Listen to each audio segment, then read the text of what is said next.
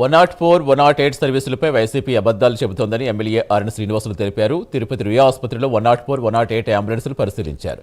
YCP పాలనలో 104, 108 ambulance నిర్వహణ అనుభవం లేని అరవిందో సంస్థకి ఇచ్చారని విమర్శించారు. పబ్లిసిటీ కోసం వైసీపీ అనవసర ఆరోపణలు చేస్తోందన్నారు. ప్రజల ప్రాణాలు కాపాడుతున్న అంబులెన్స్పై దుష్ప్రచారం చేయడం మంచి పద్ధతి కాదన్నారు. పీపీపీ మోడ్లో మెడికల్ కళాశాల అభివృద్ధి చేస్తామని చెబితే అడ్డుకుంటున్నారని ఆరోపించారు. ఓన్లీ రెన్యూవల్ కోసం చేసి అవన్నిటిని కూడా మెయింటైన్ చేయడం జరిగింది.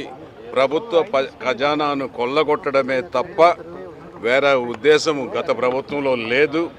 ఈ గండియ కూటమి ప్రభుత్వం ఏర్పాటైన వెంటనే అనుభవశాలైన ముఖ్యమంత్రి గారు నారా చంద్రబాబు నాయుడు గారు, చరిష్మా కలిగిన నాయకుడు పవన్ కళ్యాణ్ గారు వీళ్ళు కూటమి ఏర్పాటు ఆయన 6 నెలల నుంచి ప్రక్షాళన చేసి 108 ఒక రోగికి ఎక్కడ ఏది జరిగినా వెంటనే దాన్ని తీసుకొచ్చి హాస్పిటల్లో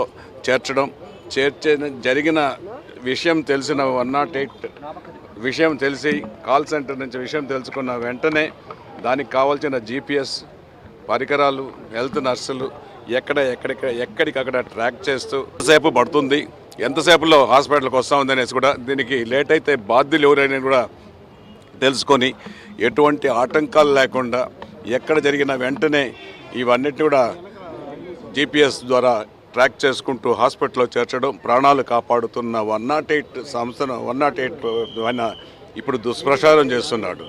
మీరు 5 సంవత్సరాల్లో చేసింది ఏమి చెప్పండి?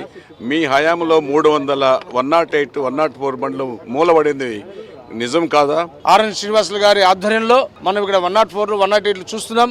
అవి ఆధునీకరించి తిరిగి గాడిలో పెట్టి 104 సర్వీసెస్ పల్లె ప్రజలకు అందుబాటులో ఉండేలాగా డాక్టర్లు, అలాగే అందులో ఉన్న ECG బ్లడ్ టెస్ట్లే కాకుండా రాబో జూలైలో దాదాపు 41 టెస్టులు గ్రామానికి చేరాలి, గ్రామ ప్రజలకు అందాలి.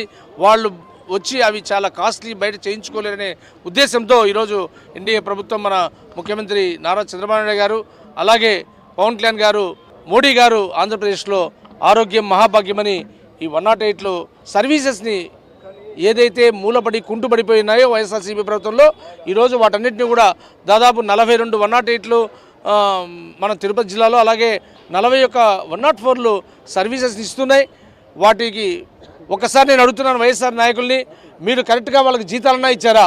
ఈరోజు మన మీడియా మిత్రులు కూడా వాళ్ళతో కూడా ఇంటర్వ్యూ చేయాలి.